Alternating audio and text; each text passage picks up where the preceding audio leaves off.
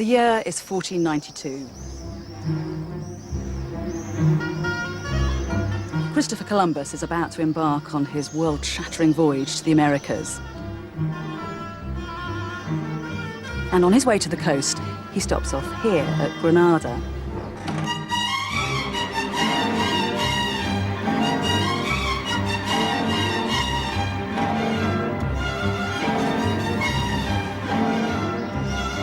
He's the honoured guest of a ceremony hosted by the King and Queen of Spain, Ferdinand and Isabella.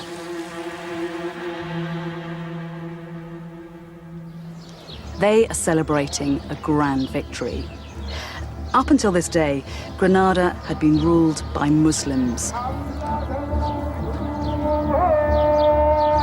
But Isabella has managed to wrestle control from them. Ferdinand and Isabella's victory marks a turning point for Spain and for Europe. The Middle Ages are over, and the West is about to embark on a new epoch of power and discovery. We tend to think of this as the beginning of an era. In fact, it's the climax of a forgotten chapter in European history, the rise and fall of Islam in the West.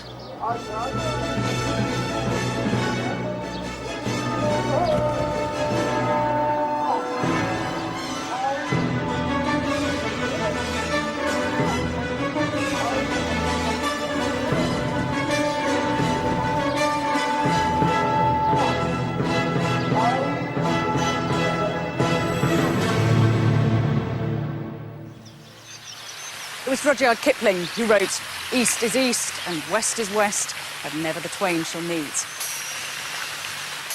And it's a worldview that still has currency today. Islam and Christianity seem to have become ideological monoliths, citadels whose gates are firmly closed to one another. But they haven't always lived such separate lives. In the year 711 AD, Muslim forces invaded Spain and created a society so rich and so powerful it was the envy of the known world. This wasn't the rigid, ferocious Islam of our imaginations, but a progressive, sensuous, intellectually curious culture that for a number of spine-tingling years looked set to sweep through the whole of Europe. It is an incredible story, but one that has been systematically written out of history.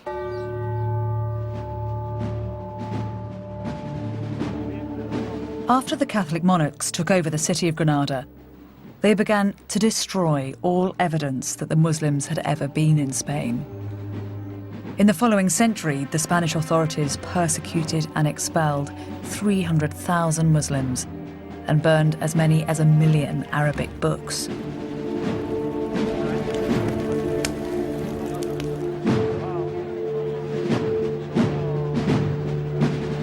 This was an astonishing act of ethnic cleansing. It put an end to a civilization which had flourished in Spain for 700 years. These people have become known as the Moors.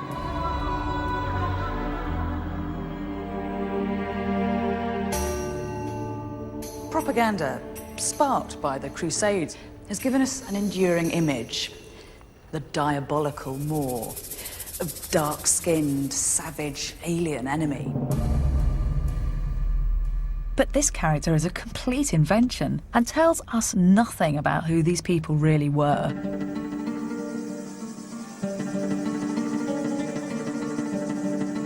Now, archaeologists and historians are starting to piece together the real story of the Moors in Spain. They're uncovering the remains of hidden cities, discovering the role of Muslims in the revival of the classics, and decoding the meaning of Islamic buildings. A fascinating picture has emerged. I'm going to use this new research to explore what happened when East met West in Europe. If there is one place which challenges the stereotype of the treacherous, bloodthirsty Moor, it's here, the Alhambra Palace in Granada.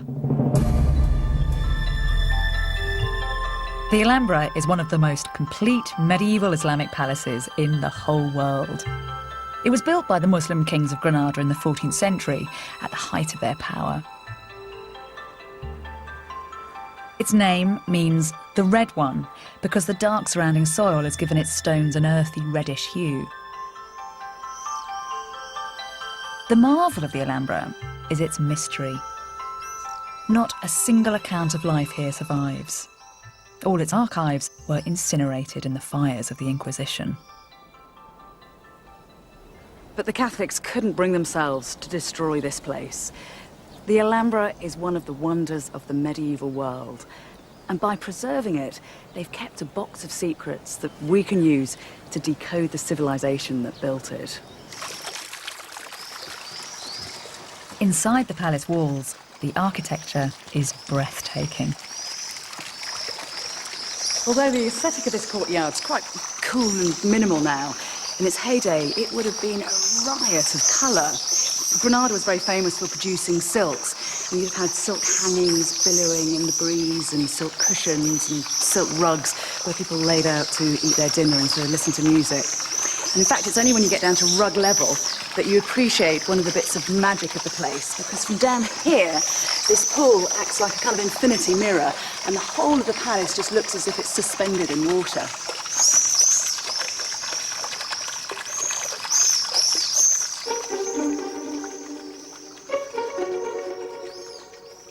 Every detail of the palace decoration seems to be part of a scheme.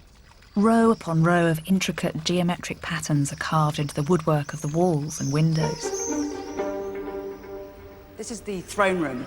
It was the symbolic centre of the palace, and here the Sultan had a kind of psychological advantage over his subjects. Whereas he'd have stood here in an eerie silhouette, they'd have been blinded by the light that came streaming in through these brightly coloured stained glass windows.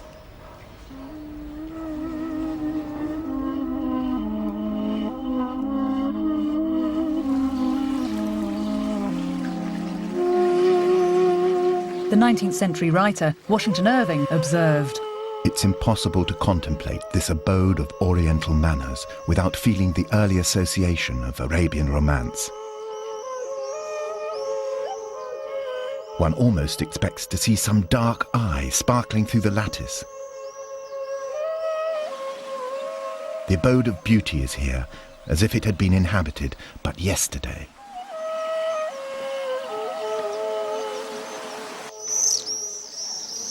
But this is far more than just a beautiful building. There's a specific reason why it feels so harmonious. The men who built it had a knowledge of complex geometry which had originated in the ancient world. The first man to set down these mathematical principles was the Greek philosopher Pythagoras.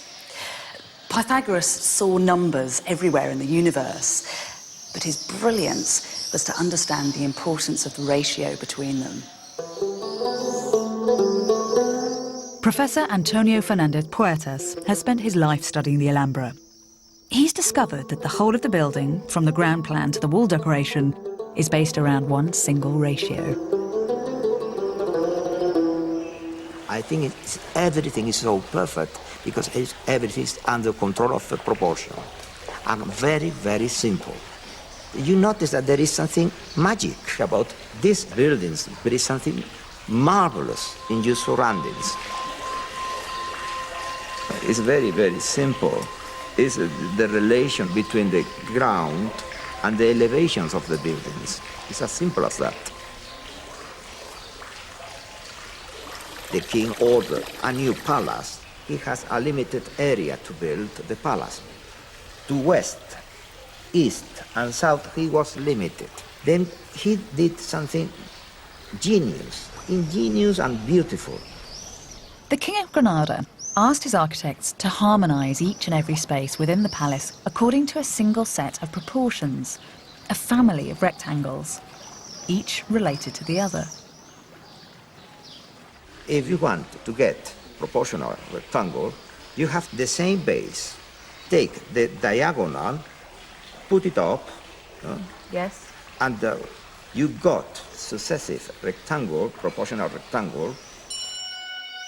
The key to the Alhambra's design is the simple relationship between the side of a square and its diagonal. If we use the diagonal to make a rectangle, and then the diagonal from that rectangle to make another, we get a progression of rectangles. The fourth rectangle is double the size of the first, and the diagonals in this sequence are in fact the square roots of 2, 3, 4 and 5. A magical sequence. And are they doing all this just with 2 set squares and a piece of string? Yes, That's very clever. yes. Every part of the intricate network of spaces, all the courtyards, the hallways, the placement of every column was designed using inspired variations of this proportional system. Proportion is also in the elevation. You have the kiosk. Here you build a square, and with the diagonal, you swing it up. Nothing violated this incredibly elaborate system. The Alhambra is a triumph of mathematics as much as it is of aesthetics. Mathematical ingenuity is the root of its beauty.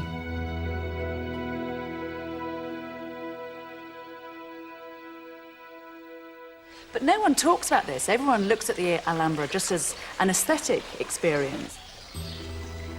When you go to a concert and you listen to Mozart, you listen Beethoven, you listen Verdi, you don't know perhaps music, but you notice that there is something magic.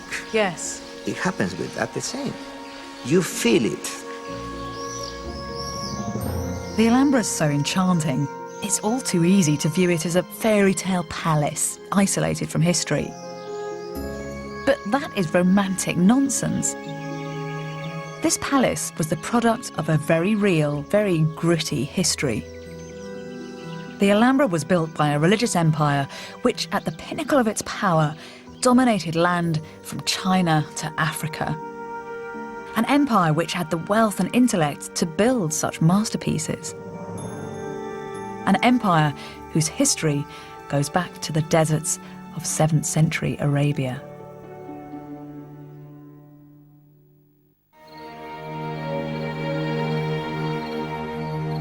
The Alhambra was the creation of the richest, most intellectually powerful civilization in the world. The roots of this cultural and religious explosion lie not in Spain, but in the deserts of Arabia.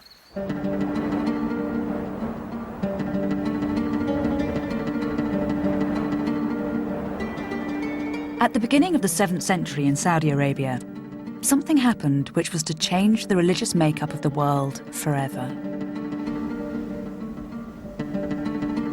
A merchant called Muhammad asserted that he had been visited by the Archangel Gabriel, who had revealed to him the true words of God. These revelations, which came to Muhammad throughout his life, became known as the Quran. And the religion was Islam. This was a time when people were experimenting with all sorts of cults and religions, many of which fell by the wayside. But the Prophet Muhammad and his followers made an important move. They travelled to a desert oasis where they founded a city called Medina. With a foothold in Medina, Islam was no longer just a nomadic desert cult. It had an urban centre with a social structure. As the religion grew bigger, so it grew more ambitious. Territorial expansion was a characteristic of nomadic Arabs well before the arrival of Muhammad. Tribal leaders would initiate razzia or raids on their neighbours. And with the advent of Islam, these gained some kind of spiritual significance. This is what one commander was reported to have said in one of the earliest ever Arabic chronicles. "This land is your inheritance and the promise of your Lord. You have been tasting it and eating from it. You have been killing its people and taking them into captivity. You are Arab chiefs and notables. If you renounce this world and aspire to the hereafter, God will give you this world and the hereafter." They believed they were inspired by the power of God. Within decades, Islamic Arabs had reached as far as Persia in the east. In the west, they'd conquered Egypt, Jordan, and much of North Africa, and were within spitting distance of Europe. But Islam wasn't only interested in territorial expansion. It was also a faith committed to the pursuit of learning. Among the Prophet's first revelations was the instruction, seek knowledge. Now. This meant that from the very earliest days of Islam, literacy and religious study went hand in hand. Whereas a number of other religions of the day preferred to keep literacy the privilege of a clerical elite, Islam actively encouraged it. In the ancient Muslim city of Fez in Morocco, there are many examples of this unique integration of religion and education. This is the Karouin Mosque in Fez, and it's still the heart of religious life here. It was founded in 859 by a woman, both as a religious and as an educational establishment.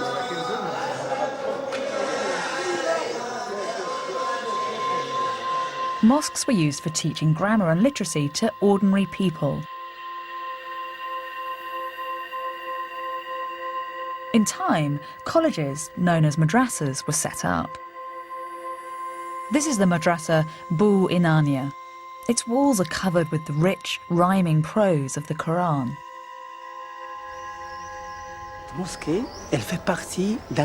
The mosque is only part of the complex, which contains both it and the madrasa. When the Sultan Abu Anan founded the place, he built the mosque alongside the madrasa. It is most symbolic. The mosque, built for prayer, was also a place which encouraged education and learning. As you can see, there is no separation. When the Quran was given to the Prophet, who was illiterate, the angel told him, read.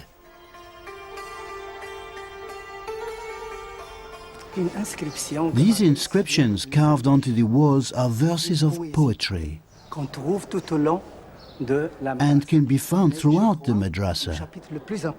But I think the most important section is here. What it says in Arabic is, I am the apogee of knowledge. Come, you Muslims.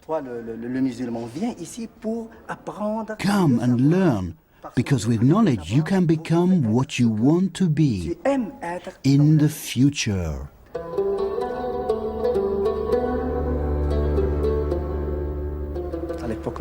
During the medieval period, knowledge was high on the agenda in the Islamic world.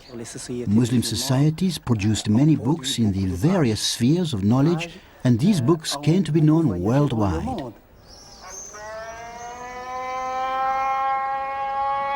It wasn't just an enlightened attitude to reading which placed learning at the heart of the Islamic world. Necessity was also the mother of invention. Because the Arabs were nomads and desert traders who often had to travel in the cool of the night, they were well versed in using the stars as guiding devices. This developed into a very sophisticated study of astronomy. Then with the establishment of Islam, that knowledge was applied in a new way. Whenever a mosque was built, the prayer niche had to be orientated in direct relation to Mecca, and there were a number of religious festivals that had to fall on certain days in the lunar year. These were complex mathematical problems for which the Muslims devised precise solutions. Islam became a culture which naturally embraced scientific and mathematical investigation. This uninhibited attitude towards learning meant that when Muslims encountered the teachings of other cultures, they seized upon them vigorously.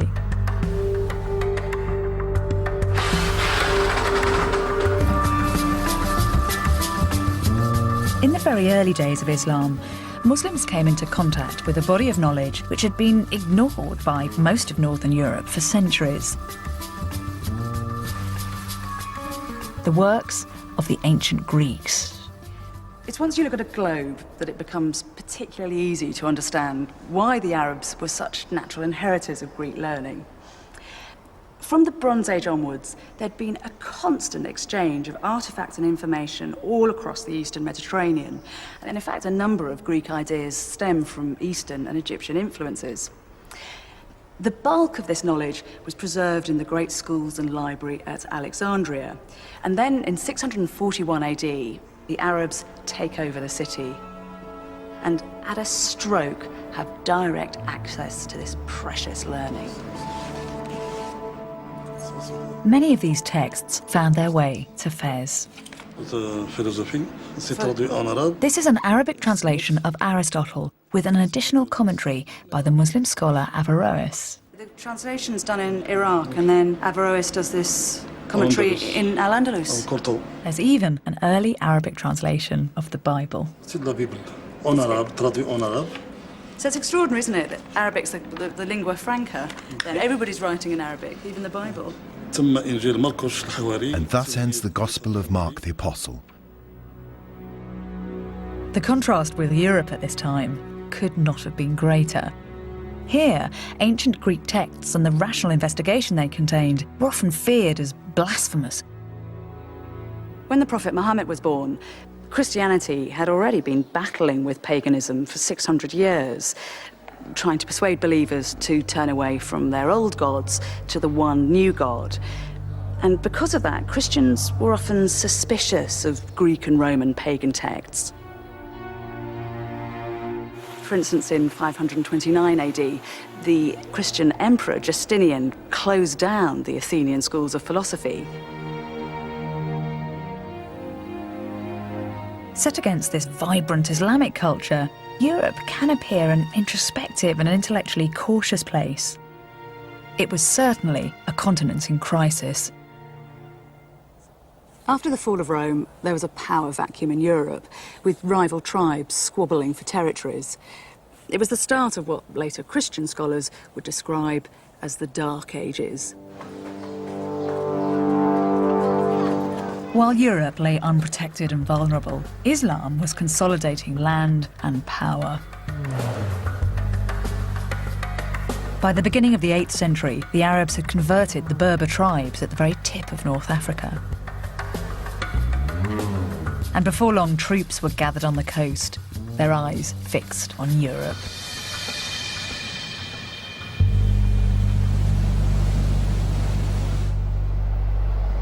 This little stretch of water between Spain and Morocco is only 9 miles wide, but it's come to represent some kind of cultural chasm between Europe and Africa. But in the 8th century, when sea travel was the way to get around, that wasn't a barrier, it was a highway.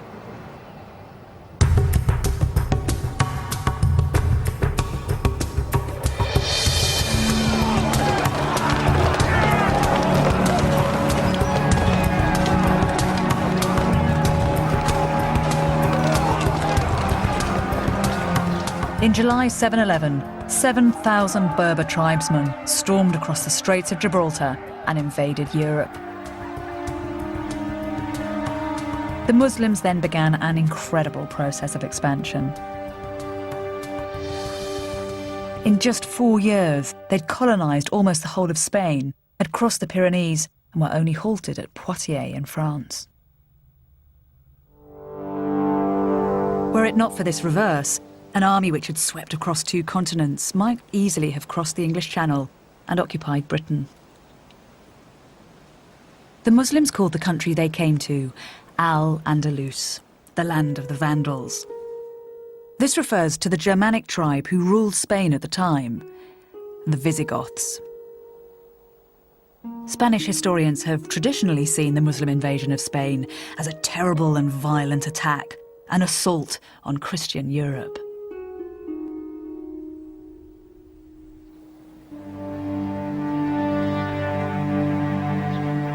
In fact, here at the Visigothic site of Reconquista near Madrid, archaeologists have found evidence which offers a rather different explanation.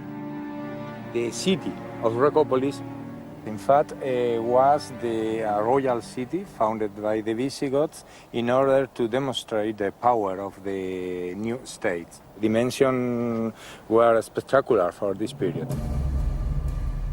And this complex is the most important discovery in Western Europe.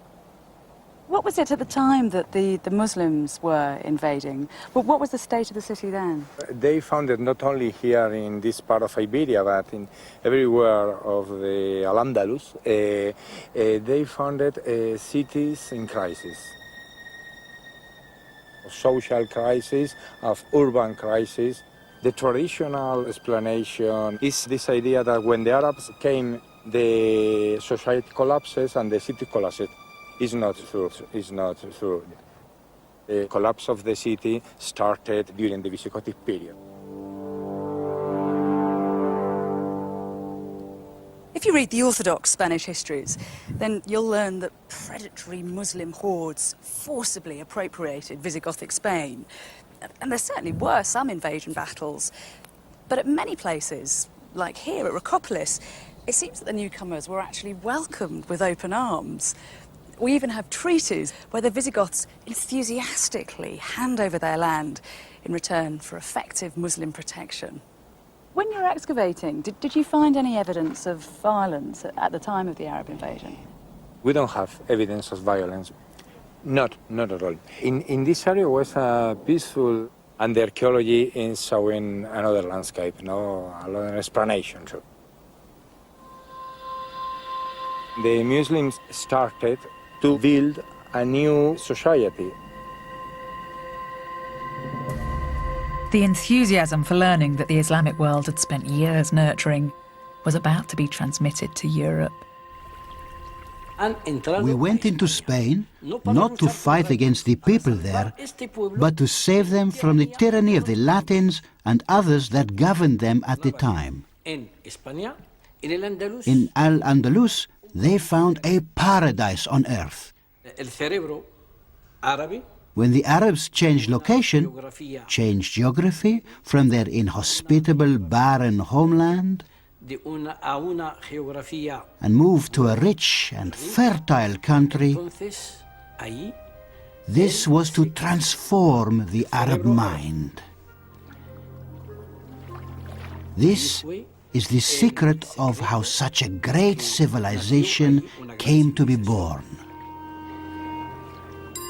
The foundations of a new society had been laid. A self-confident, progressive and sophisticated civilization had arrived among the failing states of Europe. And the continent's history was about to be transformed.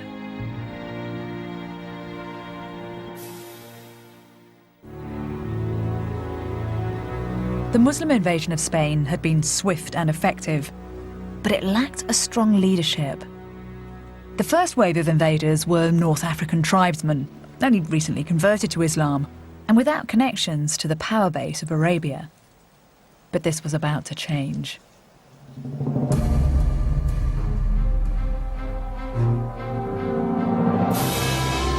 In the capital of the Muslim world, a political coup left all the members of the ruling dynasty massacred. All that is except for one, a prince called Abd al-Rahman. Abd al-Rahman was in his late teens when his family was massacred. He managed to escape the slaughter and fled to the hills west of Damascus. His mother had been from North Africa, and Abd al-Rahman must have grown up hearing tales of Al-Andalus. And so he made a dangerous journey across the Nile and the deserts of Egypt, heading for those distant lands.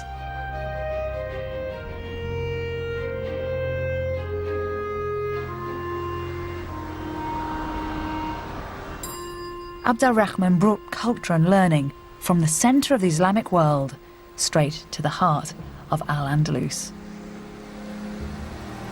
When Abd al-Rahman arrived in Spain, he came here to Cordoba, where the city was in complete disarray. That Roman bridge had collapsed into the river. But Abd al-Rahman set to rebuilding the city. You have to remember that it's in this context that the Arabs arrive, not as marauding destroyers, but sometimes as saviors. Abd al-Rahman brought cutting-edge technology for irrigation to Spain, Almost immediately, the landscape was transformed.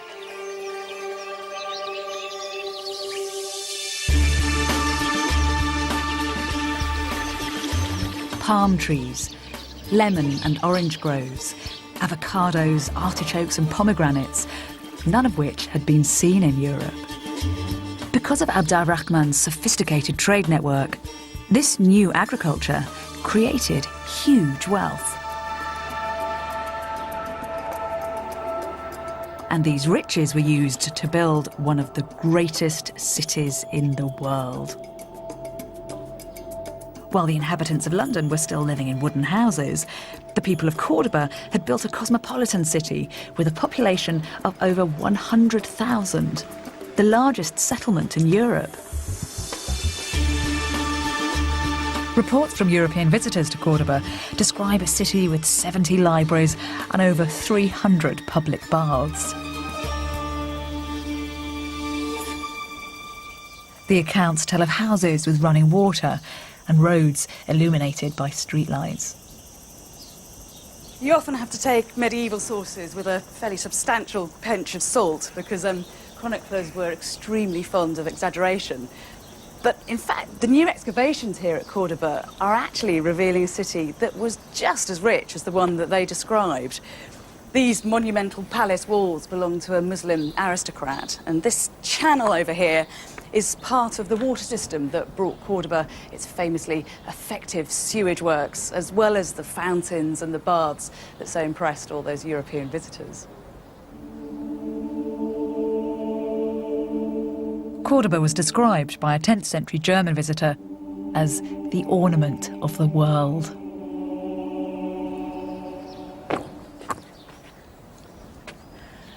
One of the reasons it's been so difficult to investigate Islamic Cordoba is that the city's been built up on itself like a kind of layer cake. But here, the archaeologists have taken away the modern level to reveal that Islamic layer there, and then down at the bottom, a Roman mosaic.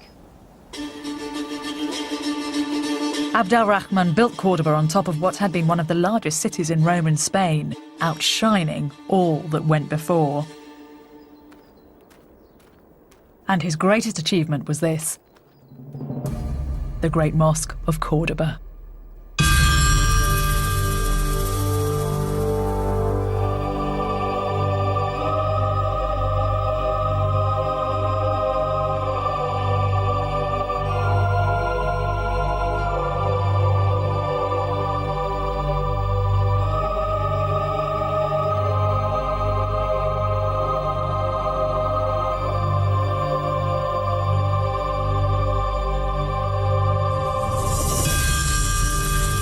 With a floor space the size of 4 football pitches, this is the largest mosque in Western Islam.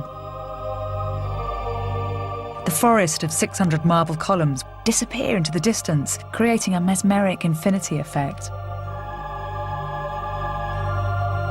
On the columns, arches balance on top of one another. Its shell-shaped prayer niche has an extraordinary acoustic, making any word spoken inside audible to the entire congregation.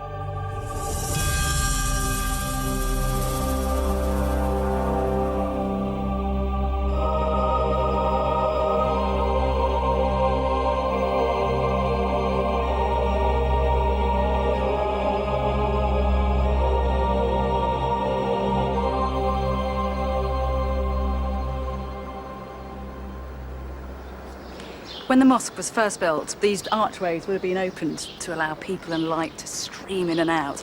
And this courtyard was a central part of the complex. People would come here to ritually purify themselves before they worshipped, or just to gossip and do business. Abd al-Rahman's original mosque was only a fraction of the size of the building that stands today. Over a period of 200 years, rulers would extend the mosque 3 times. It's been suggested that the mosque was enlarged because each new ruler of the city wanted to stamp his authority on the building. But there's also a more straightforward explanation. The Cordoba Mosque had to accommodate the burgeoning number of worshippers. The Muslim population of Spain was growing fast.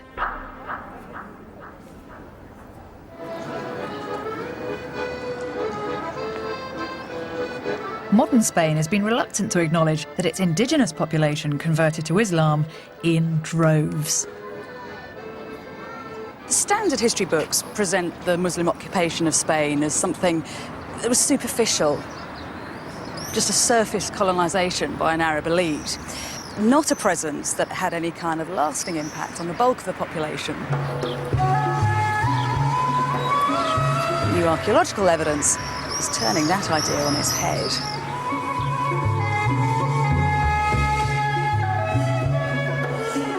All over Spain, cities like Cordoba were established. Even Madrid was founded by Muslims. The original Arab walls still stand behind the royal palace. How far did Muslim communities spread through Spain? We see remains dating from the time of the Al-Andalus almost everywhere, not only in the south of Spain, but also in other parts of Spain. There are emerging lots of sites, fortresses, villages, and cities, almost everywhere. People were Arabized, losing the form of Latin they were speaking unto them, and they were Islamized in the sense that they dropped Christianity and converted to Islam in massive numbers, really. Were these forced conversions, or was the idea of Islam particularly attractive? It's always very difficult to say why someone converts to another religion, isn't it? But I think there's no evidence of any forced conversion at all. In a way, the Islamization and Arabization of territories like Al-Andalus is very similar to what happened to the Roman Empire, when people wanted to convert to the values and to the cultural values, to the religious values, and to the way of living of what seemed to be a civilization which had lots of advantages. I think it's very easy to forget that at this moment in time, Islam is a culture of innovation, isn't it? As you said, it's drawing in ideas from the East. It's a culture of phenomenal innovation. The opportunities of living because of the market, because of the trade relations and so on, which were much more interesting.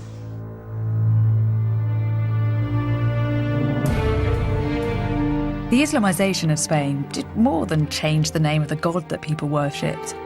People converted because this was a religion which had something to offer them. It had wealth, it had social structure, and it had intellectual power. The Arabs brought in one innovation that did more than any other to change the cultural makeup of Europe. And it's this, paper. The idea almost certainly came from the Chinese via trade exchange, and it is revolutionary technology. Unlike parchment and vellum, it's cheap and it's easy to mass produce. And when the Arabs come to Spain, they start to open paper-making factories. Paper allows you to do three things very effectively. You can gather information, you can analyse and develop ideas in a very precise way, and then you can disseminate your newfound knowledge to a wider world. And in the 10th century, that was a potent mix. Cordoba's love of books became legendary. Whilst the Royal Library of France contained 900 books in this period, just one of Cordoba's 70 libraries amassed over 500,000. These books contain some of the most sophisticated studies of astronomy in the world. In Northern Europe at this time there is nothing, but there is nothing that can be considered the result of sophisticated astronomy. Why do you think Muslim scholars were particularly interested in the heavens and the revolution of the stars? I think they were interested in science in general terms. For example, calculating the sacred direction. If you have to say your prayers, you must face towards Mecca. Calculating the direction of Mecca from a given place is not so easy. It is a complicated mathematical problem for which the Arabs had exact solutions from the 9th century. One of the ways in which the Muslims solved these problems was by developing a Greek instrument called the astrolabe. This is a calculator for telling the time of night or day. If it's lined up on a star above the horizon, the angle can be registered with a movable needle. The measurement is then transferred to the reverse side of the astrolabe, where a base plate represents the geographical location. And a star grid, like a map of the heavens, shows the position of the stars. By aligning the needle to the grid using the measurements, the time can be read off the face of the astrolabe, just like a clock. The astrolabe enabled nighttime navigation, which helped to advance sea travel, and this in turn set the stage for the coming era of worldwide exploration and discovery. Cordoban scientists were streets ahead of the rest of Europe, especially when it came to medicine. This account comes from an Islamic physician who encountered a Christian doctor at work. They brought me a knight who had an abscess on his leg and a woman suffering from consumption. I made a plaster for the knight and the swelling opened and improved. For the woman, I prescribed a diet to revive her consumption. But then the Frankish doctor arrived and objected. "Bring me a strong knight with a well-sharpened battle axe," he said. The knight struck a blow, the marrow of the leg spurted out, and the wounded man died on the spot.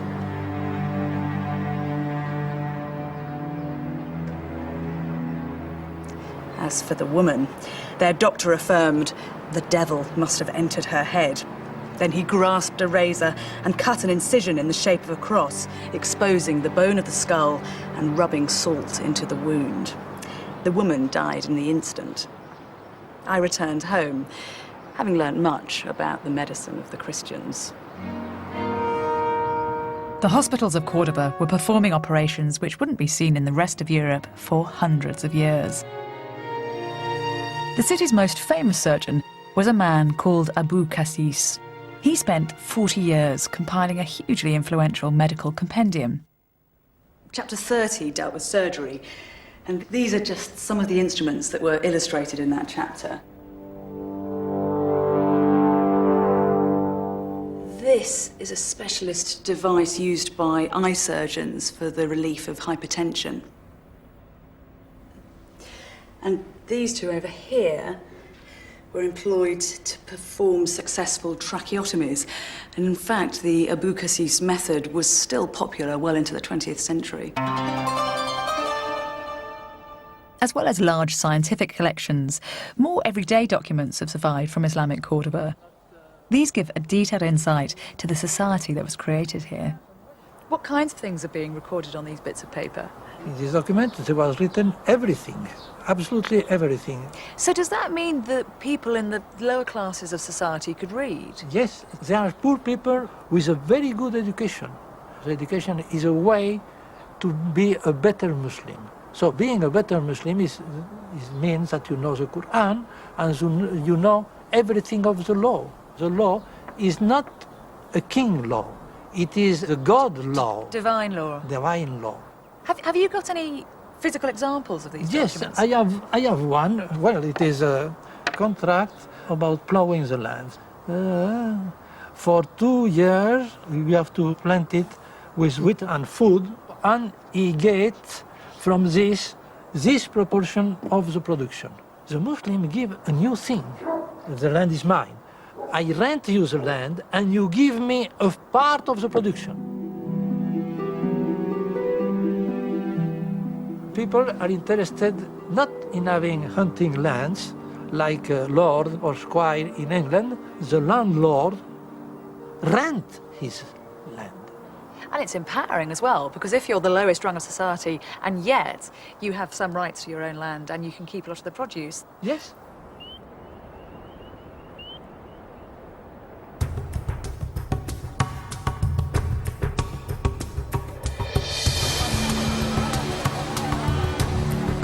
Every piece of evidence from Cordoba adds to the picture of a civilized and highly sophisticated city. It had medical centres, an organised legal system, and libraries full of academics and scientists working on ideas which were light years ahead of anything else in Europe. By the 10th century, Cordoba had become the official capital of Al-Andalus. People flocked here to work, either in the city's shops and markets or on rented land outside.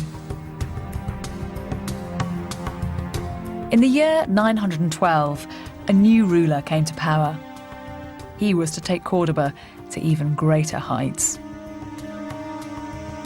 Abd al-Rahman III was only 21 when he became ruler of Cordoba.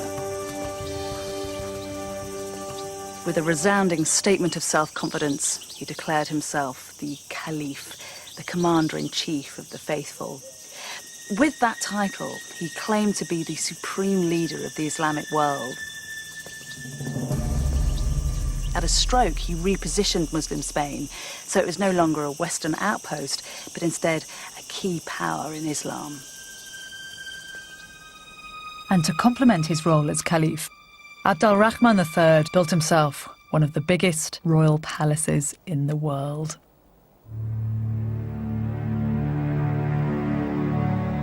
While the English kings of the same period were living in modest wooden halls, Abd al-Rahman III needed 10,000 workmen to construct this enormous palace complex, which was decorated with African white marble.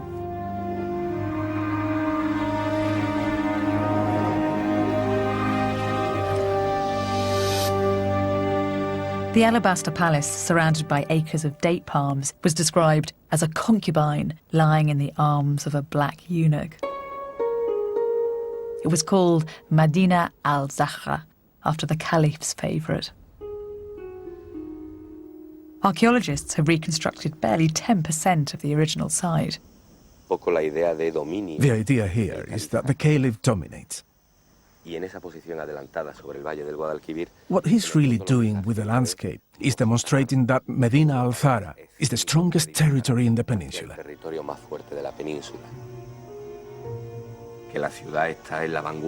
Our excavations reveal the city to be at the cutting edge of technical, architectural, and scientific development. Now, to do this on such an enormous scale requires incredible sophistication. Nothing like this existed in the world. At the centre of the complex lies Abd al-Rahman's throne room. What do you think drove Abd al-Rahman to build such an opulent place? Abd al-Rahman had this built during the last year of his life. It was a symbol of consolidation of his economic and political power. Seated in this throne, the Caliph must have felt himself master of all Al-Andalus's destiny.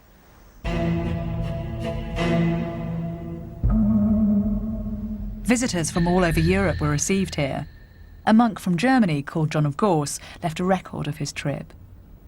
You have to try and imagine the impression this place would have made on John of Gauss. The walls were studded with tiles made of silver and gold, and on the roof there was a massive representation of the heavens. Mechanical lions roared in the corridors, and in the rafters there were mechanical birds that twittered away. Here in the centre of the room, there were two bowls filled with mercury that would catch the light and then send it shattering back out to dazzle the visitors.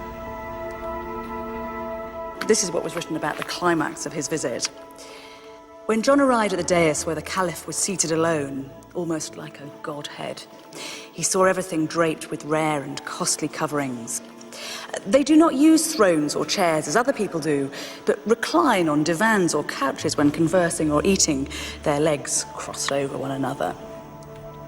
There is actually one detail that this account misses out. The Caliph did have a throne, a mechanical throne that raised and then descended as if he was levitating among his subjects. A refined court culture developed in the palace of Medina al-Zahra, and this was to have an unexpected influence on the rest of Europe. What would the soundscapes of the palaces have been in the 10th century? Perhaps the most basic level would be the sounds of all the different fountains and small running currents, artificial rivers running from room to room. On top of that, we could have heard layer upon layer of different types of music and singing. A variety of different professional instrumentalists. We could easily have heard a lute player sitting in a corner or in any of the various different entryways.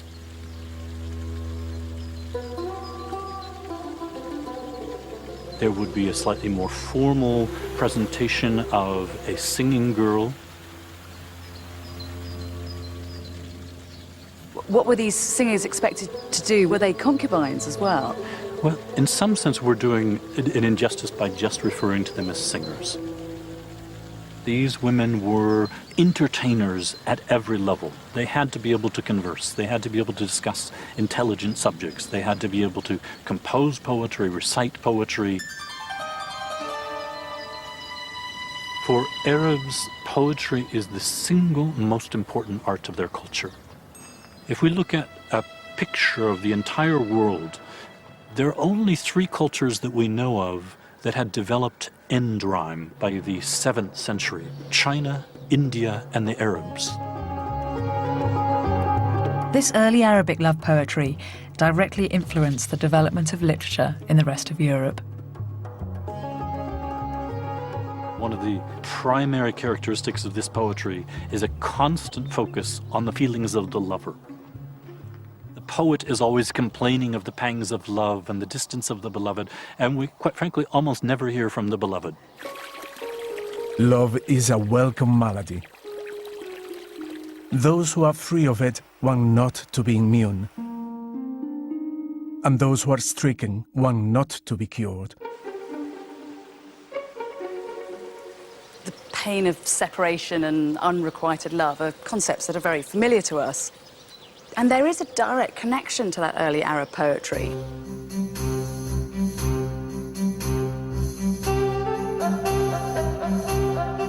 In England, some of our earliest and most enduring stories are romantic tales of knights and damsels, a courtly love tradition brought here by travelling French poets called troubadours.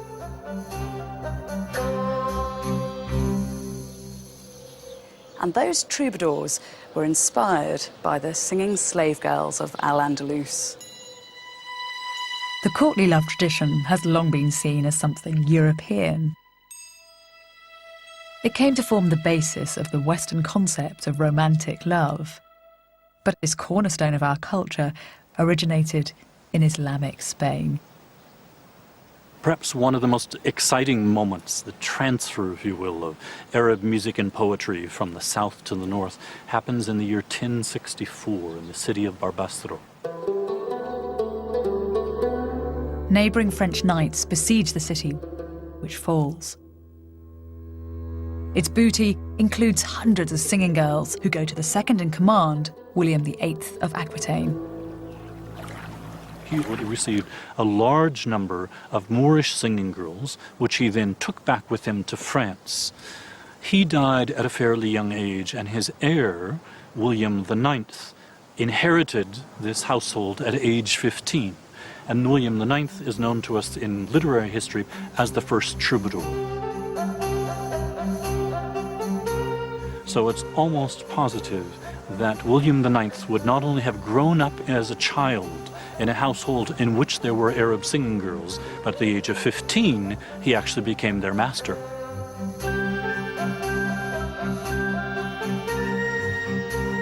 It's one of the few moments where we can say that there's a transfer of singing girls from this point to that point, and then the point of reception is precisely where the first flourishing of troubadour poetry emerges.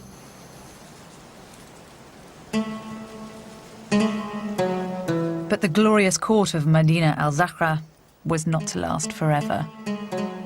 Within the palace were sown the very seeds of its destruction.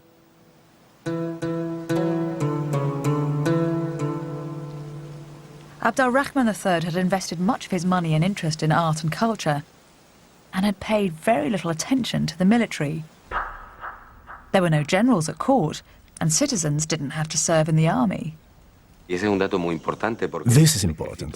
The mere fact that the army can't recruit from its own citizens means that it has to recruit more and more foreigners, effectively mercenaries.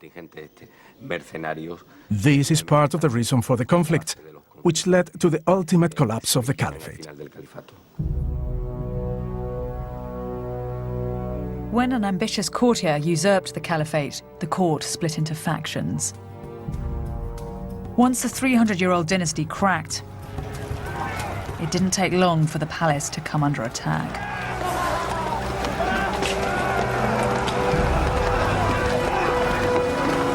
Medina al-Zahra was quickly smashed and plundered.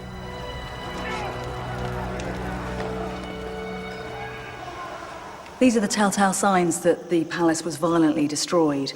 They're scorch marks on the marble made when the molten lead that supported the joist in the roof melted as the palace was burnt to the ground. Of course, the history of Spain would have been very different if Medina al-Zahra had continued to exist and if the caliphate had not disappeared.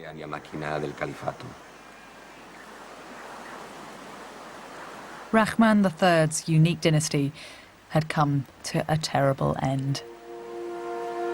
And in the north of the country, another religious power was eyeing up the rich lands of Al-Andalus. Its name was Christendom.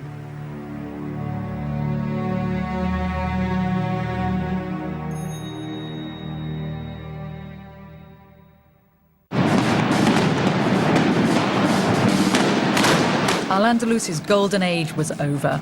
By the beginning of the 11th century, Abd al-Rahman's dynasty in Cordoba had collapsed into chaos and disorder. But what happened next was even more devastating. In 1095, Pope Urban II made a call to arms. He ordered a war to remove Islam from the Holy Lands. Pope Urban's speech is agitprop at its finest.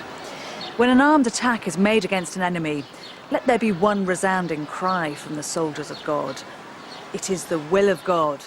It is the will of God. The Crusades had begun. It didn't take long for this zealous warrior mentality to rouse the Christians of northern Spain. And what followed was as treacherous as any of the Crusades in the Holy Lands. The Christians had always held on to the far north of the country, and now they were gaining ground. Al-Andalus had fragmented into a hodgepodge of isolated city-states. Suddenly, Muslim Spain found herself under attack. Her palaces were raided and her cities laid to siege. Between the 11th and the 13th centuries, an army of Christian kings took over the lands of Al-Andalus. Every year, this conflict is reenacted in towns across Spain.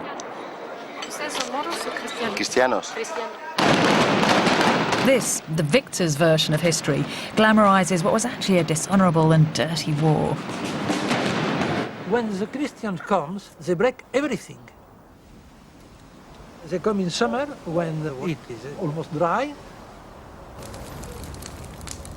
They put it fire. After that, they cut the trees. The agriculture of Al-Andalus was very sophisticated. The more sophisticated is something, the more fragile it is. So the more easy it is to break it. Irrigation. If you break a canal, there's no more water. So for some years, people are starving. So it's a scorched earth policy. Yes. Soon, a brutal system of protection rackets emerged. There is an alternative. You pay me, I don't destroy. I don't burn your house. How much do you give me? I don't cut your trees. How much do you give me? This one. It is a way of the mafia in Chicago. For 1 century, all the 11th century, all the Christian Spain lives at expense of Muslim Spain. One by one, the fragmented city-states of Al-Andalus were terrorized. Their solution was to fight fire with fire by bringing in troops from Morocco. This is the capital from the top of a column in Cordoba. It's a buzzing little scene. You've got 4 musicians, 2 who are playing pipes and 2 who are playing the lute. But at some point, the faces of the musicians have been smashed in. This wasn't perpetrated by Christian raiders, but by the new Muslim power who had come to help Al-Andalus.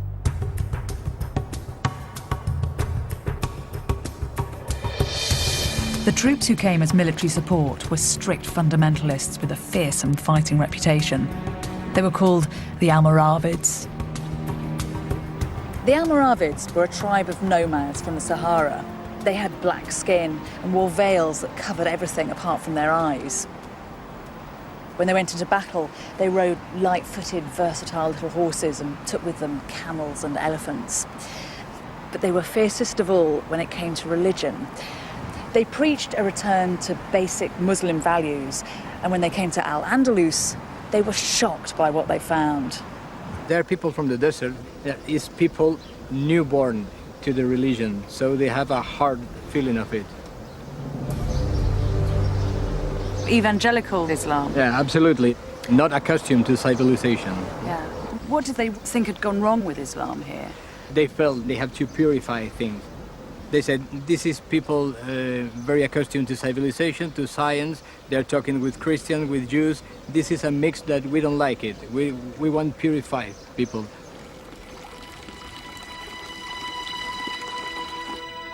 With the barbaric Christian raiders on one side and these new fundamentalist Muslims on the other, Al-Andalus was crushed. It descended into corruption. A Christian king would provide military aid to a weak Muslim king in return for a substantial payment of gold coin. The whole of Al-Andalus was subjected to this system of extortion. The trouble is, modern Spain chooses to remember this war rather differently. La Reconquista, the Reconquest, is presented as a valiant crusade in which Spain is returned to its rightful Christian owners. This pantomime version of history is personified in many of Spain's national heroes, the greatest of whom is a knight called Guzman el Bueno. Every town in Spain has a street named after Guzman el Bueno. He's one of the country's best-loved historical figures. The story of when Guzman defended the town of Tarifa from Muslim raids is well known in Spain. Guzman's descendants, the Medina Sidonia family, became one of the richest landowners in the country. The Duchess of Medina Sidonia has discovered something remarkable about her illustrious ancestor. Guzman el Bueno is the first of the Guzman family we know about. He is the founder of the family. He came here and lived in this very house.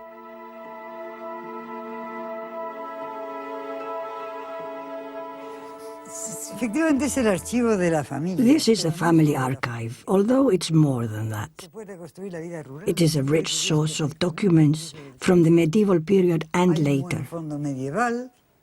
Was it right that one of your ancestors was involved in the Spanish Armada? The 7th Duke was involved in that campaign.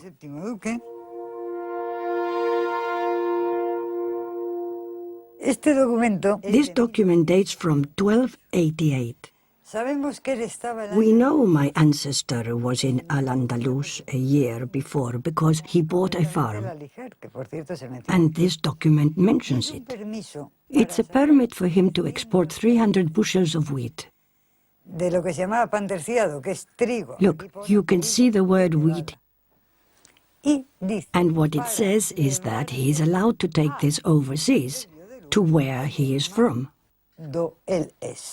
So, because of the grammar, you can tell that he comes from overseas, not that he was just visiting from overseas. Yes, probably it refers to a place which was part of Morocco, much larger then than now, a place where neither wheat nor hay could grow.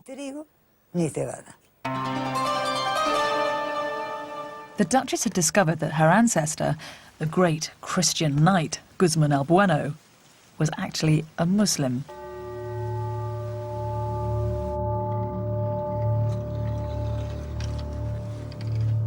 This is really a piece of human history. It dates to 1297. The king refers to Guzman as my vassal because he is a foreigner. Guzman the vassal? If it wasn't written here, I wouldn't believe it. It was very common for Muslims to ally themselves with Christian factions, especially when Christians were warring with each other. It must have been quite a surprise to discover that your ancestor was a Muslim. Yes, a great surprise. This is because there had been a chronicle which dated back to the 16th century, in which the Guzman family had cleaned up its political and ethnic past. Guzman was said to have been born in León. They didn't just do this with the Guzman family, but with all the families that had doubtful ancestors, ancestors of doubtful race. They cleaned it all up. We have a whole load of documents here from the Spanish register, and they turn everything we know about Spanish history upside down. The Spanish are simply inventing history. They have turned history into a fable. The idea that the Christians and the Muslims were fighting a holy war was created in Spain long after the Reconquest actually took place. Even Spain's most famous hero, the swashbuckling El Cid, is caught up in this fantasy. In films and books, El Cid is celebrated as a kind of Christian pin-up, a crusader in the fight against the terrible Moor. But El Cid spent his life, like El Bueno, as a mercenary, fighting for whomsoever would pay him. The name Cid means the master in Arabic. So El Cid's an Arabic name? Yes. In fact, he was the king of Valencia when Valencia was an Islamic city, and he didn't change anything there. So he had Muslim allies? That's it. That's not the story you hear, is it? No, I think the history is much more interesting than the history you hear. So he was a Christian king, but he didn't force the Muslims that he controlled to convert? No, he was... In fact, we cannot see the Reconquista as a process of conversion. This is a process of trial and error, of people gaining lands and people gaining prestige. It's just realpolitik. It's all about getting land. That's it. We are painting now everything with an religious ideology, but it's not. So religion's a kind of convenient excuse rather than the driving force? Absolutely. Religion is always an excuse. El Cid and Guzman el Bueno weren't simply Christian soldiers fighting a Muslim enemy. If anything, this was a civil war, with both sides desperately scrabbling for land and wealth. The idea that the Reconquest was something cut and dried, black and white, something that cleaned up society is absurd. I don't know who came up with that idea. The Spanish historian Palencia said that the Reconquista was nothing but a civil war between Spaniards of two different faiths. Spain is full of dazzling reminders of how the righteous Christians won the country back from the diabolical Moor. The country's most popular saint is called Santiago Matamoros, St. James, the Moor Slayer. But this romanticised version of history distorts the true nature of this conflict. This was not a holy war. Al-Andalus was destroyed in a dirty grab for land, which lasted for over 300 years.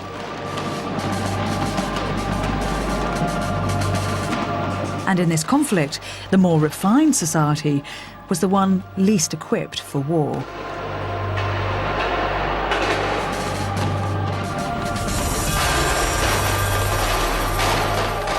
It was the Christians who had little to lose and most to gain.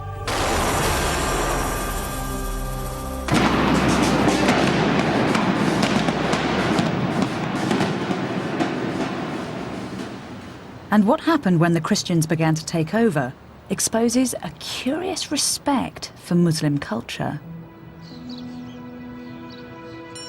When the Christian King Peter took control of Seville in 1248, this is what he had made. It is a beautiful building. It was built for a Christian, and yet in every way it resembles an Islamic palace.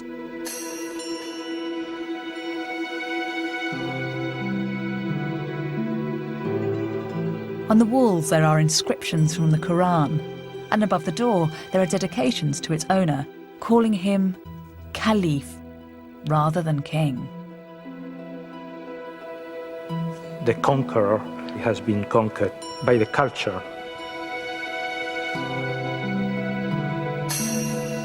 It's a tiny bit unexpected that when this Christian king rebuilt this palace, he made it appear so Arabic. It feels as if we're in the Alhambra here.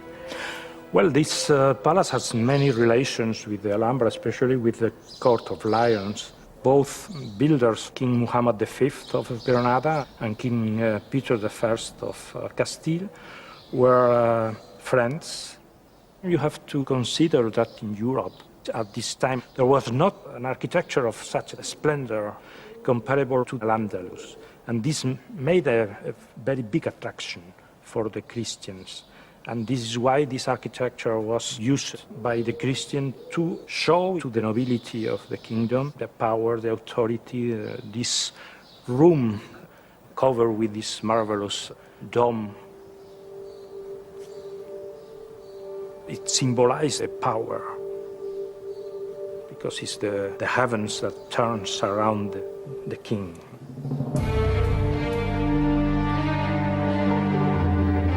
But the legacy of Al-Andalus was to affect more than the architecture of Europe. In the midst of this terrible struggle, something incredible was to happen, which would fire the minds of Europeans and expand our intellectual horizons.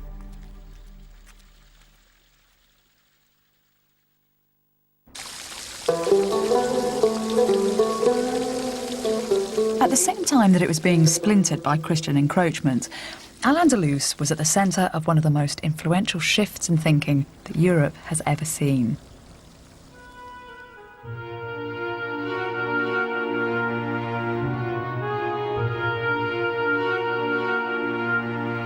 Between the Middle Ages and the modern era, Europe underwent a massive intellectual and cultural revolution. This shift, known as the Renaissance, transformed the human experience. It prompted the exploration of science and the arts and changed the way that men and women saw themselves in relation to God. The Renaissance and the scientific revolution that followed were critical stages in the development of Europe. The origins of the Renaissance are generally believed to lie in Italy, where a renewed interest in the classics had a huge impact on art and culture. But the foundations of the Renaissance were laid much earlier, and not in Italy, but in a town called Toledo in Islamic Spain.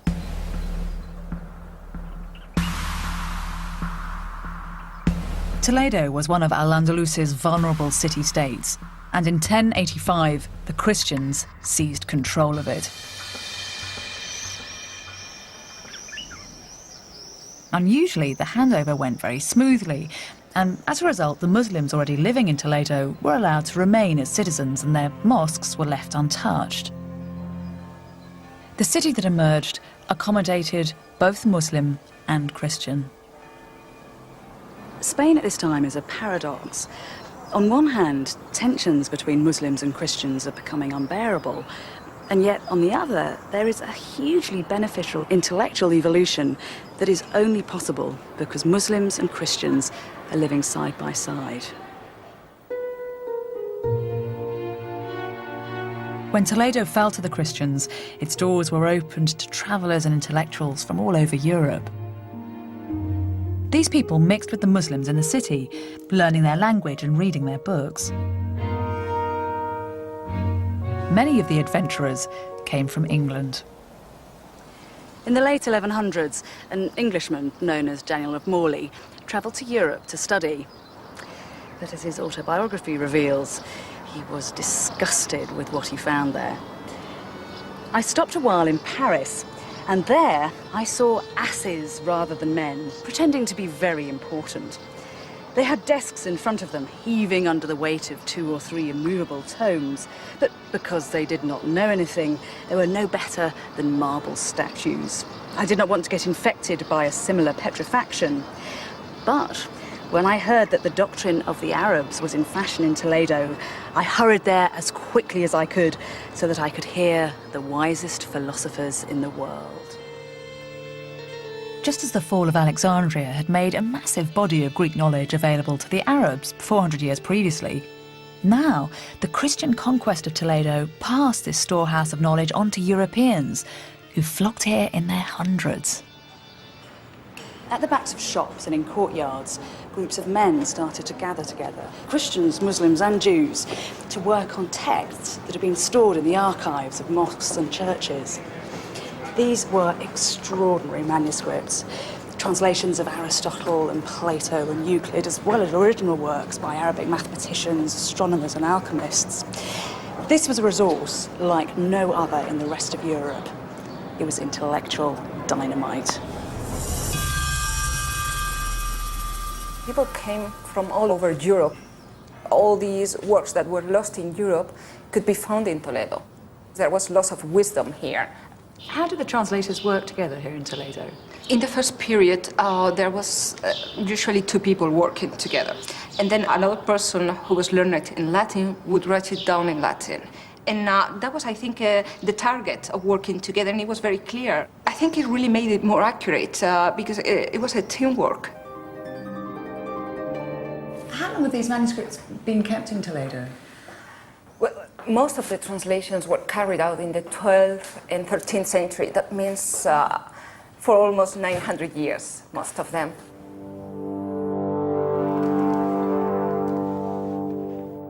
And here we have the preface in red. That's where we learn about the process of translation. In this case, we read that this book was translated by Gerard of Cremona. It is a medical treatise by Ibn Sina, by Avicenna, and it was translated ab Arabico, from Arabic in Latinum, into Latin, in Toledo. Yeah. It's a very rich document, isn't it? You get a sense of how valued these things were. And there is all these little glosses on the right-hand side. People have been adding comments or explaining words that were not clear. Un momento, por favor. Vamos a... Wow, that's a splendid beast of a thing. Yeah,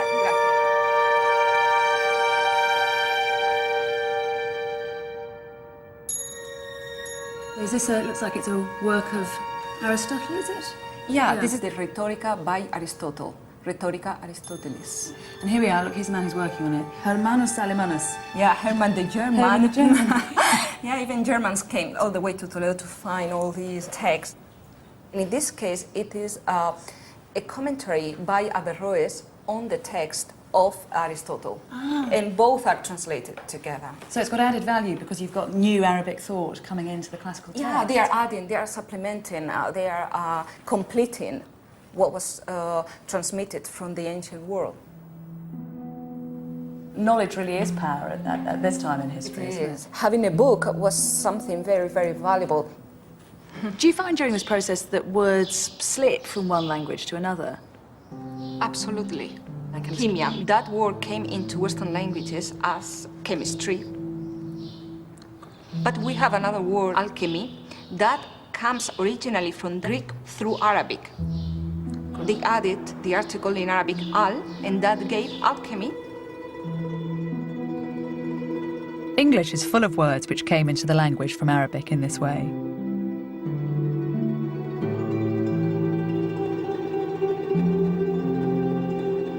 Many of them describe mathematical concepts which were completely new to Europe.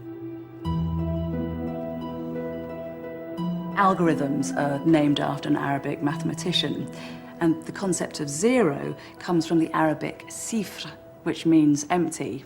It's where we get our word cipher from. But of course, the most obvious and lasting impact is the use of Arabic numerals. And in this Spanish-Latin text, which dates from around about 986 AD, we have the first example of Arabic numerals written in Europe. Here they are. 1, 2, 3, 4, 5, 6, 7, 8, 9. Imagine trying to do something like multiplication with Roman numerals. Once the numbers get above a certain amount, they are ridiculously unwieldy. This new, agile numerical system made everyday things like bookkeeping and accounting more accessible. Mathematics developed, and the construction of complex architectural projects became much easier.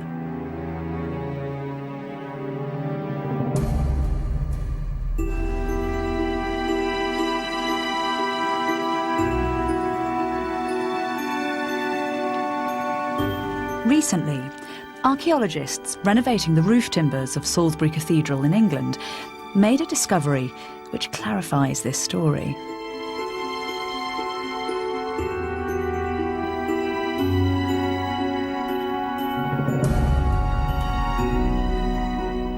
On some of the beams that support the roof, there are a series of numbers that were carved in around 1200 AD when the cathedral was built. Now, that's a 3, and obviously it's familiar to us today, but in its time, it was a curious and progressive symbol. At this time, everyone in England was still using the clunky old Roman numerals, but here in the rafters of one cathedral, a new trend appears to have caught on. These numbers, the numbers that we use today, the fact that they're here is proof that the ordinary craftsmen who carved them benefited from an explosion of knowledge that started in Arabia and spread through Europe via Islamic Spain.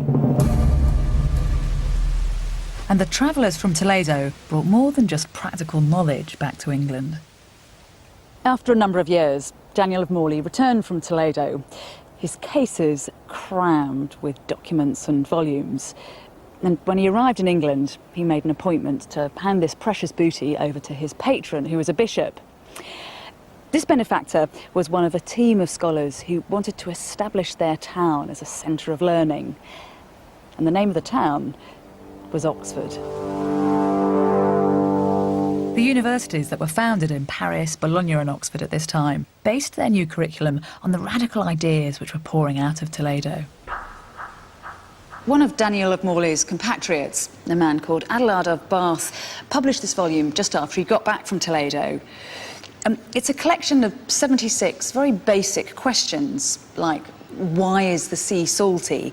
Why are there tides? How does the globe hang in the air? And do animals have souls? The questions are seemingly simple, but they embody a new spirit of rational inquiry, where a blind faith in God is challenged. And Adelard of Bath admits his debt to the Muslims in pursuing this line of inquiry. He writes, "From the Arabs I have learnt one thing, to lead by reason. I will detract nothing from God, but very carefully listen to the limits of human knowledge. Only where this utterly breaks down should we refer things to God." The Muslims developed a massive program of translations in which they translated from Greek into Arabic everything that had reached them. And this was something that was promoted by the whole society. And the result of this is that they translated practically all Greek knowledge.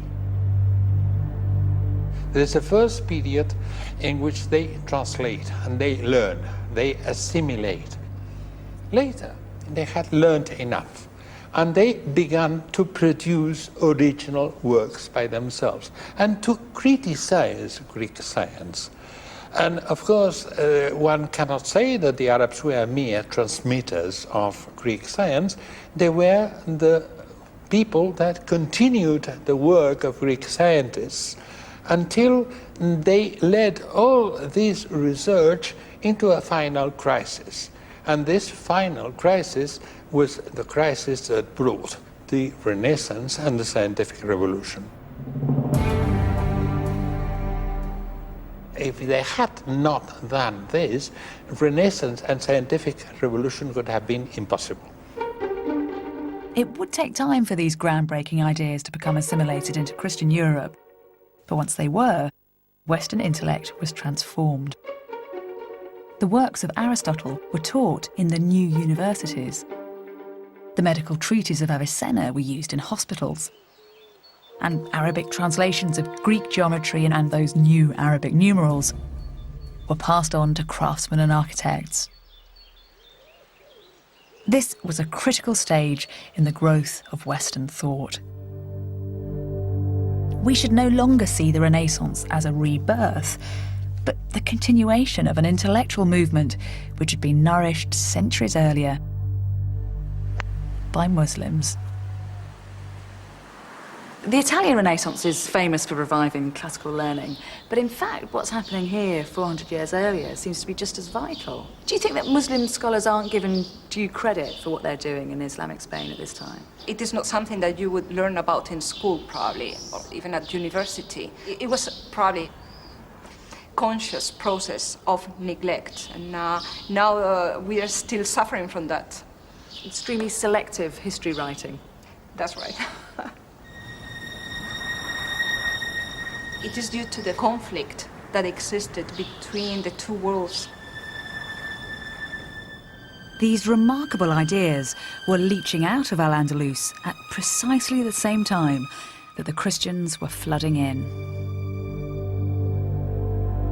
The frontier, which had started far north of Madrid, was gradually pushing southwards.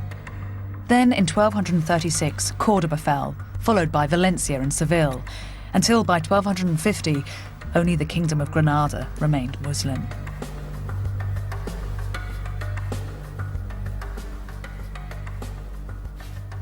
From now on, Spain would concentrate on cleaning the Muslim presence from its country. The Islamic influence on Europe has been quietly laid down, but when it came to the physical expulsion of the Muslims from Spain, that would be an act that was anything but subtle. It was shocking and absolute.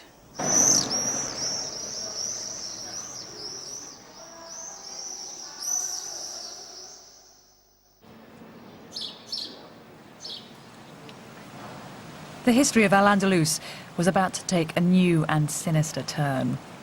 In the city of Granada, the Muslims were to fall victim to one of the most shocking acts of ethnic cleansing that Europe has ever seen. Long after the rest of Al-Andalus had fallen to the Christians, Granada remained defiantly Islamic. Protected by mountains and those giant watchtowers and forts, the 70,000 Muslims who lived here managed to hold off attack for another 200 years. But time was running out. While Granada occupied a small territory in the south of Spain, the rest of the country was now divided between Castile in the west and Aragon in the east, two very powerful kingdoms. The King of Castile was about to be forced to pass his kingdom to his niece, Isabella. Isabella was headstrong and passionate, but she also had an acute political mind. In 1469, at the age of 18, she married her second cousin, Ferdinand, the dashing heir to the throne of Aragon. Now, the two most powerful Catholic dynasties in Spain were united, and the Reconquest was edging ever closer to completion. Granada was blocking Isabella's vision of a unified Spain, and so it had to be reclaimed.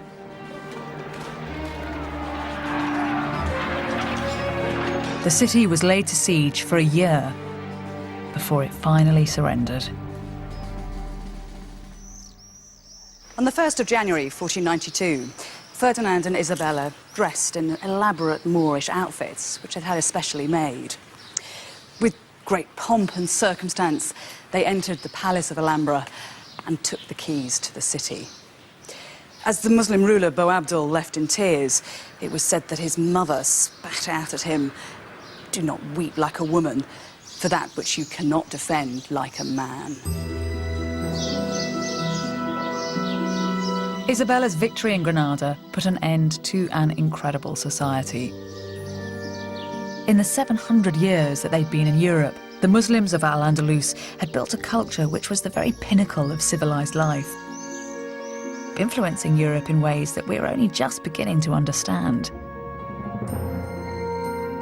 And Isabella would endeavour to ensure that Islam and the West would never enjoy such a relationship again. A few years after Ferdinand and Isabella came to power, they set up an organisation that affected the most extreme form of religious control that Europe has ever known. The Inquisition. The purpose of the Inquisition was to track down and eliminate anyone who wasn't an Orthodox member of the Catholic Church. Those found guilty of heresy were subjected to a sinister public ceremony called an auto de fe. In this eerie ritual, vestiges of which are still performed today, the guilty were forced to repent their sins while their accusers watched on, hidden under hooded caps.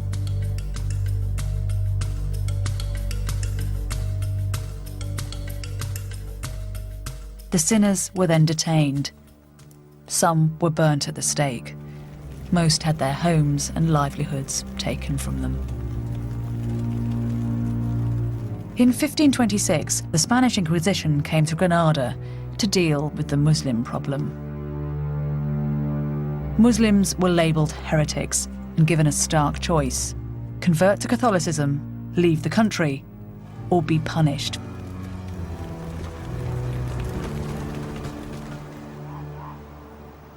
The Muslims of Granada were segregated from the rest of the population. Their ghetto survives as the old quarter of the city today. It's a fantastic house. Thank you. Many of the houses that the Muslims were forced out of are still standing. Antonio Orihuela lives in one. It's almost inverted, because you don't have any windows looking out onto the street, but the focus is in the middle here on the courtyard. Yes, the courtyard is the center of the family life. So all the doors and windows are open to the courtyard and closed to the street. Privacy was one of the most important characteristics of these houses. Outside the house, they were Christian. They went to the church with the priest. They celebrate the wedding in the Christian way, but then later they came home to celebrate again the wedding in the Muslim style. What happened though when the Inquisition came knocking on the door? Well, as you see, these houses had the bent entry. So from outside, even if the door is open, it's not possible to see what happens in the courtyard. The Inquisitors went from door to door, seeking out those they still suspected of being Muslim. A number of civic leaders had already been expelled, and so often it was only women and children left. They herded them up and held them in churches by night so that they could be tried the following morning. Some of the women cried out that they were like lambs being taken to the slaughter and wished that instead they'd been allowed to die in their own home. The Inquisition was so brutally efficient that within 20 years, all Muslims in Spain had been forcibly converted to Catholicism. But this wasn't enough. Many still continued to practice their faith in private. And so, in 1609, the Spanish crown ordered the removal of all Muslims from Spain. Perhaps the most shocking thing in the expulsion is they were not actually expelling Arabs, nor were they expelling Berbers.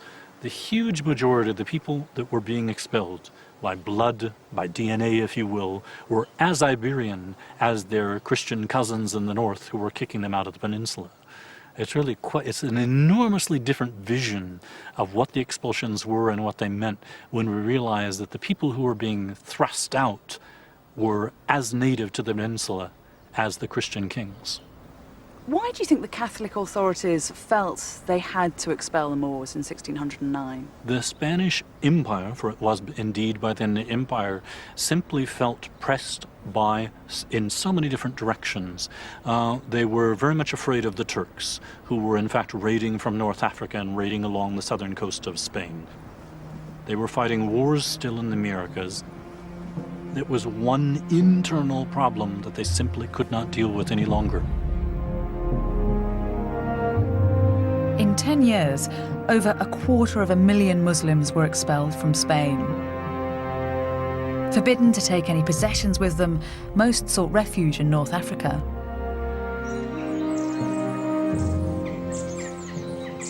When Isabella and Ferdinand died, this is where they were buried.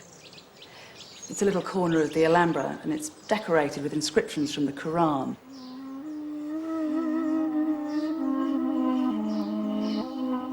They read, "There is no true God but Allah."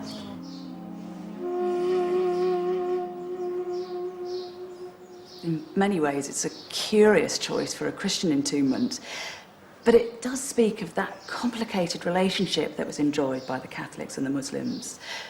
On one level, it says that Isabella and Ferdinand were still half in love with all things Islamic, but on the other, it's a bold and uncompromising statement of control.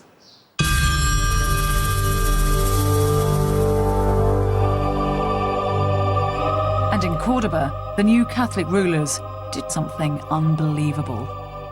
In a daring act of what can only be described as inspired vandalism, architects gouged out the centre of the mosque. In its place, built one of the most spectacular cathedrals in Spain.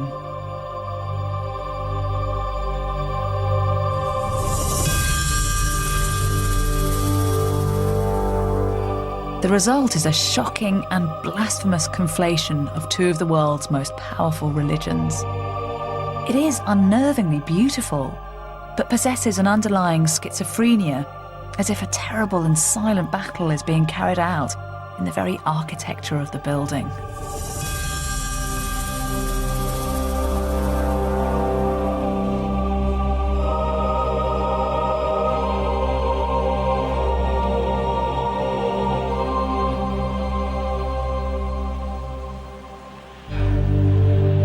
Spain's troubled relationship with its Muslim past continued into the 20th century. The dictator Franco invented his own version of his country's heritage. Franco, this period was somehow interrupting what was for him a continuum history. He wanted somehow to, if not delete it, he wanted to forget about it. So what he did was to explain the whole Muslim or the whole Al-Andalus as a kind of continuum from the Visigothic period to the Catholic kings, by saying that the Muslims in Al-Andalus were not such big, good Muslims, but much more Christianized. So this is the political use of history. He wanted to explain the identity of being Spaniards.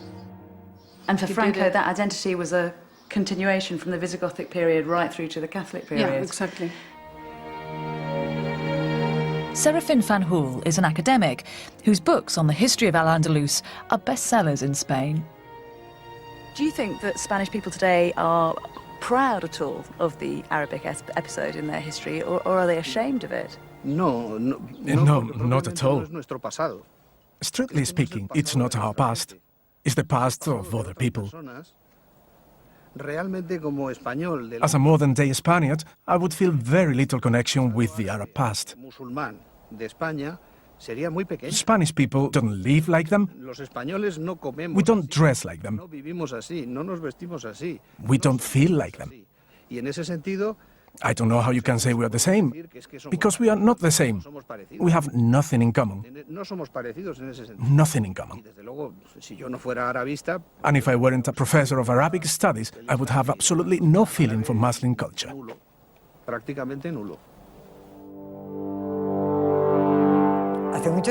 For a very long time, people have protested and urged that history be truthfully told, that they not be fed this nonsense.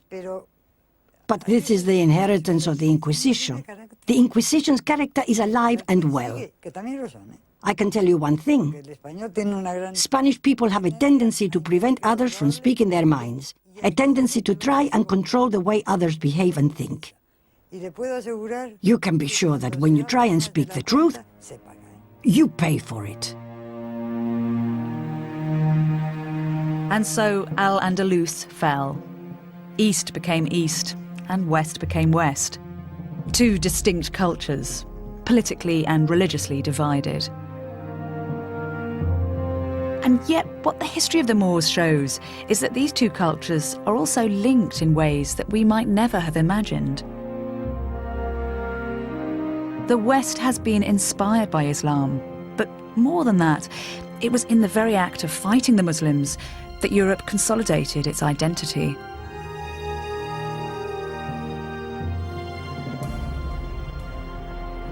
When we started, Christopher Columbus was setting sail for the New World.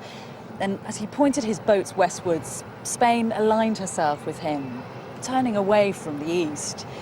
The Muslims had been fought, and now they were to be forgotten. As time went by, memories of the Islamic past were moulded until they became a more comforting storybook version of history. But this is a case where truth really is stranger than fiction. The story of Al-Andalus isn't a simple tale of good versus bad, east versus west. It's intriguing and complicated, it's brilliant and brutal, it's very human and it's very messy. And it's for precisely that reason that it needs to be remembered, not written out of the history books.